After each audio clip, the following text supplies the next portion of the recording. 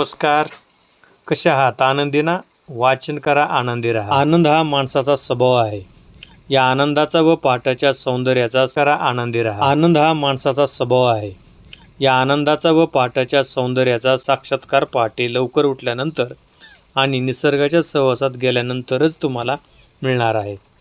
मी तर म्हणेन की तुम्ही प्रथम दुःखी होणे, निराश होणे थांबवा.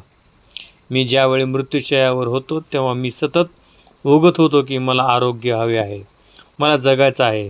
पण असे म्हणत मी पुन्हा पुन्हा आजारालाच चिकटून हे लक्षात आलं आणि मग मी भानावर आलो. पहाटे उठल्यानंतर मी निर्देश केलेल्या आंतरिक शांतता, सकारात्मक विचारसरणी, मनचक्षुपुढे आपल्या ध्येय उद्दिष्टापूर्तीचे दर्शन, दर्जेदार अभिजात ग्रंथाचे वाचन, लेखनाची वा स्वतःला कागदावर आविष्कृत करण्याची सवय आणि शारीरिक मानसिक कसरती वा व्यायाम, योगासने व प्राणायाम 6 सवयी संपूर्णपणे अंगीकृत करणे हा एक जगण्याचा उत्तम मार्ग आहे. प्राणी, झाडं, पक्षी आनंदाने गात असतात, विहार करीत असतात, अगदी मुक्तपणे. संपूर्ण अस्तित्व आनंदी आहे. पण माणूस मात्र दुःखाला आपल्या उराशी कवटाळून बसतो.